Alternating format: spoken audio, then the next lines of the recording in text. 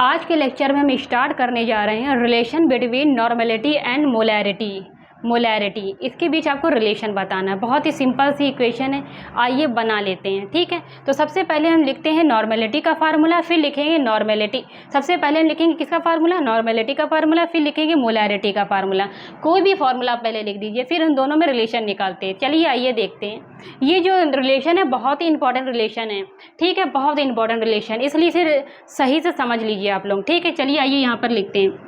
सबसे पहले मोलैरिटी का फार्मूला लिखते हैं। हमने मोलैरिटी का फार्मूला आपको क्या बताया था, ऊपर सॉल्यूट के मोल होते हैं, नीचे क्या होता है वॉल्यूम ऑफ सॉल्यूशन होता है। ठीक है, वो भी हमने अगर ml में लिया है तो यहाँ क्या होता है 1000 से मल्टीप्लाई हो जाता है। सॉल्यूट के मोल को अगर आप ओपन करके लिखना चाहें तो कैसे सॉल्यूट के मोल कैसे फाइंड किया जाता है, वो क्या होता है सॉल्यूट का जो गिवन मास होता है अपॉन उसका क्या होता है मोलर मास से डिवाइड कर देते हैं तो सॉल्यूट के मोल आ जाते हैं। तो सॉल्यूट के मोल को हमने देखिए ओपन कर यहाँ पर लिख दिया है। और क्या था 1000 से तो ऊपर ये है तो यहाँ पर लिख देते हैं, वही लिख देते हैं, उतारना ही है, ये भी उतार देते हैं नीचे। ठीक है, यहाँ पर क्या है वॉल्यूम ऑफ सॉल्यूशन दिया हुआ है, किस में दिया हुआ है ml में। ठीक है, हमने एक इक्वेशन आपकी ये बना ली। आइए इसे थोड़ा शॉर्ट फॉर्म में लिख लेते हैं। मोलैरिटी का ये क्या गिवन मास है सॉल्यूट का। ठीक है, नीचे क्या मोलर मास है सॉल्यूट का। ठीक है, यहाँ 1000 से हमने क्या करा मल्टीप्लाई किया, यहाँ क्या है वॉल्यूम ऑफ सॉल्यूशन है, किस में ml में। तो ये देखिए एक फार्मूला बन गया मोलैरिटी का फार्मूला, जो कि हम पहले भी आराम से डिस्कस कर चुके हैं। ठीक है, तो फिर हम इसे क्या करते हैं रफ कर देते हैं। आप इसे क्या करते हैं इस फार्मूले को ऊपर वाला रफ कर देते हैं। अब हम नॉर्मेलिटी का फार्मूला लिखते हैं। ठीक है, नॉर्मेलिटी का ये देखिए हमने ये फार्मूला आपका मोलैरिटी का यहाँ पर बहुत अच्छी तरह से लिख दिया है।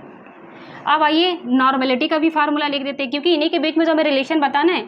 तो नॉर्मेलिटी का फार्मूला आइए लिखते हैं। नॉर्मेलिटी उसमें क्या होता है ऊपर उसमें क्या होता है number of gram equivalent, number of gram equivalent of solute. ठीक, ये लिख दो। और नीचे क्या होता है वॉल्यूम ऑफ सॉल्यूशन होता है, वॉल्यूम ऑफ सॉल्यूशन किस में ml में। तो यहाँ पर क्या होगा 1000 से मल्टीप्लाई कर देंगे। नंबर ऑफ ग्राम इक्विवेलेंट कैसे फाइंड करते हैं अपने पहले वाले लेक्चर में हम डिटेल में डिस्कस कर चुके हैं, बहुत ही अच्छी तरह से। बहुत ही छोटा लेक्चर है, उसे आप देखना चाहें तो देख सकते हैं, क्योंकि हमने लिंक दिया हुआ है डिस्क्रिप्शन बॉक्स में। ठीक है, तो चलिए ये नंबर ऑफ ग्राम इक्विवेलेंट कैसे फाइंड करते हैं, यहाँ पर उसका भी फार्मूला लिख देते हैं। नंबर ऑफ शॉर्ट फॉर्म में लिख लेते हैं ग्राम इक्विवेलेंट कैसे फाइंड करते हैं। ऊपर क्या होता है गिवन मास सॉल्यूट का दिया होता है, और नीचे क्या करते हैं इक्विवेलेंट मास से उसके डिवाइड करते हैं। इक्विवेलेंट मास वो भी किसका सॉल्यूट का, उसे क्या करते हैं उसे डिवाइड करते हैं तो ग्राम इक्विवेलेंट आ जाता है। तो यहाँ पर हम ग्राम इक्विवेलेंट लिख सकते हैं। ये देखिए यहाँ पर आइए हम स्टार्ट करते हैं। हमने यहाँ पर number of gram equivalent of solute का किस तरह फाइंड करते हैं ये देखिए हमने यहाँ पर लिख दिया, जो कि हम अपने पहले वाले लेक्चर में बहुत ही डिटेल में डिस्कस कर चुके हैं। Number of gram equivalent of solute भी लिख सकते हैं। तो यहाँ पर जो गिवन मास होता है किसका होता है सॉल्यूट का होता है। यहाँ पर हम लिख नहीं रहे हैं, बता दे रहे हैं कि गिवन मास किसका होता है ऑफ सॉल्यूट। ठीक है, यहाँ पर भी गिवन मास किसका होता है इक्विवेलेंट मास होता है किसका सॉल्यूट का, यहाँ पर लिख दिया हमने। ठीक है, तो number of gram equivalent of solute की जगह हम ये लिख सकते हैं कि नहीं लिख सकते हैं, लिख सकते हैं। तो चलिए आइए यहाँ पर लिख लेते हैं। क्या लिखते हैं यहाँ पर क्या लिखा है गिवन मास, गिवन मास किसका है सॉल्यूट का है, वो हम नहीं लिखते हैं, हम लिख नहीं रहे, लेकिन आप सोच लिए यहाँ सॉल्यूट लिखा हुआ है। और equivalent mass, equivalent mass of solute, इसकी जगह हमने ये पूरी वैल्यू रख दी है। ठीक है, ये रख दी है। और ऊपर क्या है 1000 है, नीचे और क्या बचा हुआ है ये देखिए वॉल्यूम ऑफ सॉल्यूशन है, वॉल्यूम ऑफ सॉल्यूशन है किस में है ml में है। तो यहाँ पर क्या करते हैं ml में लिख देते हैं। ठीक है, तो आप बताइए ये गिवन मास है ये इक्विवेलेंट मास है कि नहीं है, बिल्कुल है। तो इक्विवेलेंट मास का फार्मूला क्या होता है, इसे भी आप ओपन करके लिखिए इक्विवेलेंट मास। तो इक्विवेलेंट मास किस तरह फाइंड करते हैं, तो हमें इसे रफ करना पड़ेगा। ये रफ करते हैं क्योंकि हमें स्पेस चाहिए। और ठीक है, आपको नोट करना है तो नोट कर लीजिए। तो हम क्या करते हैं इक्विवेलेंट मास क्या होता है, इसका फार्मूला हमने अपने लेक्चर में बहुत ही डिटेल में डिस्कस किया है। तो चलिए ये इक्विवेलेंट मास का फार्मूले को ओपन करके यहाँ पर लिख लेते हैं। इक्विवेलेंट मास वो भी किसका है ये सॉल्यूट का, इक्विवेलेंट मास ऑफ सॉल्यूट है। ठीक है, ऑफ सॉल्यूट है, आप लिख लीजिए, हम बोल रहे हैं आप लिख लीजिए। तो यहाँ पर कैसे निकालते हैं, यहाँ ऊपर क्या होता है मोलर मास होता है, मोलर मास किसका सॉल्यूट का। नीचे क्या होता है जल्दी से बताइए, नीचे क्या होता है एन फैक्टर, क्या होता है एन फैक्टर होता है, ये होता है इक्विवेलेंट मास को निकालने का फार्मूला, जो कि इसे भी हम डिटेल में डिस्कस कर चुके हैं। तो इक्विवेलेंट मास की जगह हम ये वैल्यू पूरी रख सकते हैं कि नहीं रख सकते? रख सकते हैं। तो चलिए आइए रख देते हैं। तो इक्विवेलेंट ये है इक्विवेलेंट मास, ऊपर क्या है? गिवन मास है, नीचे क्या है? Equivalent mass. जल्दी से वो वैल्यू रखिए, क्या है? Molar mass. मोलर मास, ठीक, अपॉन में है क्या है? N factor. ये हमने यहाँ पर एन फैक्टर लिखा है, आप लोगों को पता नहीं दिख रहा है कि नहीं दिख रहा है, एन फैक्टर लिखा है, ठीक है। और उसके बाद ब्रैकेट हम बंद कर देते हैं। नीचे क्या है?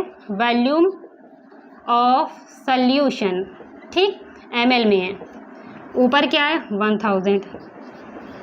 ये देखिए, ये हमने क्या कर दिया है आपके सामने, देखिए पूरी तरह नंबर ऑफ इक्विवेलेंट मास को यहाँ पर हमने पूरी वैल्यू किस तरह यहाँ पर फाइंड करके हमने निकाली है, वो हमने यहाँ पर क्या कर दी, उसकी इक्विवेलेंट मास की पूरी यहाँ पर देखिए फार्मूला लिख दिया है हमने। इक्विवेलेंट मास की जगह हमने देखिए ये पूरा टर्म लिख दिया है, जो कि हमने यहाँ आपको बताया है, ठीक है। अब आप क्या करते हैं, आपको नोट करना है तो नोट कर लीजिए, क्योंकि हमें रफ करना है, ठीक है। हम रफ करने जा रहे हैं। हम कहाँ से रफ करेंगे? ये रफ कर देंगे, ये रफ कर देंगे और ये भी रफ कर देंगे। आपको नोट करना है, नोट कर लीजिए, क्योंकि हमें बोर्ड पर स्पेस चाहिए। ये देखिए हमने रफ कर दिया है, ठीक है। और ये देखिए यहाँ पर हमने यहाँ पर आपको यहाँ से समझा रहे थे, ये क्या है? एन फैक्टर लिखा हुआ है। तो चलिए आइए, अब इसी को यहाँ पर हमने क्या करा, ये जितना भी हमने यहाँ पर लिखा है इसे ऊपर लिख दिया है। तो हमने ऊपर देखिए गिवन मास है, देखिए गिवन मास लिखा है, ये molar mass upon n factor है। तो मोलर मास और अपॉन एन फैक्टर, तो एन फैक्टर जब ऊपर ये डिवाइड में ऊपर जाएगा मल्टीप्लाई में हो जाएगा, ठीक है। ऊपर जाएगा तो क्या होगा? उसका मल्टीप्लाई। तो यहाँ पर देखिए एन फैक्टर को हमने ऊपर लिख दिया है, जो मल्टीप्लाई में चला गया है, ठीक है। और मोलर मास यहीं पे रह गया, ठीक। फिर क्या बचा? वॉल्यूम ऑफ सॉल्यूशन, वो देखिए हमने यहाँ लिख दिया, 1000 को भी हमने यहाँ लिख दिया, ठीक है। हमने पूरी तरह इस ये इक्वेशन समझा दी है आपको। अब हम क्या करते हैं, ये भी रफ कर देते हैं। क्या करते हैं? इसे भी रफ कर देते हैं। आइए इसे फिर क्या करते हैं, समझ लेते हैं। चलिए हटिए, हो जाएगा, इतने में हो जाएगा। यहीं पर रुकिए, यहाँ पर लिख लेते हैं नॉर्मेलिटी, ठीक है। तो हाँ, आपको हमने ये इक्वेशन अच्छी तरह से बता दी है ना कि ये कैसे आई, बिल्कुल हमने डिटेल में डिस्कस की, एक भी स्टेप हमने आपको रटाया नहीं है। तो अब आप खुद ही बताइए, जो ये पूरा इतना जो टर्म है, कितना? इतना टर्म, ये पूरा टर्म, ये आपको क्या बता रहा है? ये क्या है? आप देखिए यहाँ पर, आप इसे भी शॉर्ट फॉर्म में लिख सकते हैं कि नहीं लिख सकते हैं? यहाँ देखिए, ये पूरा टर्म आपको क्या बता रहा है? ये पूरा टर्म आपको मोलैरिटी के बारे में बता रहा है। देखिए जो हमने यहाँ पर लिखा है, given mass upon molar mass, ये भी तो given mass upon molar mass है। देखिए 1000 यहाँ भी है, यहाँ भी है। देखिए वॉल्यूम ऑफ सॉल्यूशन ml में यहाँ भी है, यहाँ भी है। केवल एन फैक्टर नहीं है तो हमने उसको बाहर कर दिया है कि नहीं? ये पूरा टर्म आपको बता रहा है मोलैरिटी के बारे में। तो यहाँ मोलैरिटी लिख सकते हैं कि नहीं लिख सकते हैं? ये तो यहाँ पर हमने क्या लिख लिया? मोलैरिटी लिख दिया। और क्या बचा? Into n factor. ये देखिए हमने आपको रिलेशन बता दिया, किसमें? Normality, molarity into n factor. बहुत ही इंपॉर्टेंट रिलेशन है ये, बहुत ही इंपॉर्टेंट रिलेशन। जब हम आपको यहाँ पर बहुत ही एडवांस या जेईई मेंस का न्यूमेरिकल आपके सामने यहाँ पर रखेंगे ना बोर्ड पर, तो ये इक्वेशन आपके बहुत ही काम आएगी, बहुत काम। कभी कभी क्या होगा, आपको नॉर्मेलिटी दी होगी, मोलैरिटी पूछ लेगा। कभी मोलैरिटी दी होगी, आपसे नॉर्मेलिटी पूछ लेगा। कभी नॉर्मेलिटी मोलैरिटी दोनों दी होगी, एन फैक्टर पूछ लेगा आपसे। बहुत ही इंपॉर्टेंट इक्वेशन है ये। इक्वेशन को हमने स्टेप बाय स्टेप हर एक चीज़ बताई है। इक्वेशन को आपको रटने की ज़रूरत नहीं है, लेकिन फिर भी हम आपको एक ट्रिक बता देंगे जिससे ये इक्वेशन आपको हमेशा याद रहेगी, ठीक है। आपको नोट करना है तो नोट कर लीजिए। हमने बहुत ही सिंपल तरीके से नॉर्मेलिटी और मोलैरिटी में क्या रिलेशन होता है बता दिया है, ठीक है। आप ये इक्वेशन नोट कर लीजिए। अब आइए इसको याद करने की बारी। तो आइए, इसको एक ट्रिक है बहुत ही अच्छी, अगर आप इसे भूल जाते तो एक ट्रिक याद कर लीजिए, ठीक है। इसकी एक ट्रिक है नमन। क्या? नमन,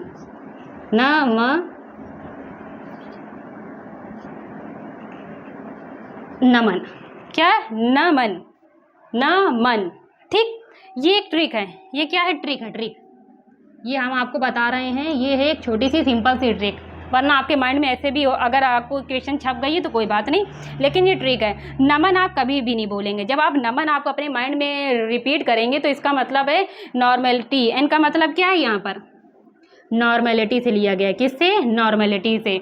और एम का मतलब यहाँ मोलैरिटी से लिया गया। एन का मतलब है यहाँ पर एन फैक्टर से, ठीक है। ये हमने आपको ट्रिक बताई है। काहे की ट्रिक बताई है हमने? नॉर्मेलिटी और मोलैरिटी का रिलेशन को याद करने की ये ट्रिक है। क्या? नमन याद कर लीजिए आप, नमन। इसमें एन का मतलब नॉर्मेलिटी है, ये एम का मतलब मोलैरिटी है, इसका मतलब एन फैक्टर है, बस। ट्रिक है, आपको नोट करना है, नोट कर लीजिए ट्रिक को। हम वैसे रफ करने जा रहे हैं क्योंकि ये ट्रिक आपके कोई काम की नहीं है, लेकिन फिर भी अगर आप याद नहीं हो रही तो उसके लिए हमने आपको बताया है, और कुछ नहीं। वो ट्रिक थी लेकिन हमने समझाया आपको डिटेल में। आपको ये क्वेश्चन नोट करना है तो नोट कर लीजिए क्योंकि हम अपने वीडियो को कंक्लूड करने जा रहे हैं। आप नोट कर लीजिए।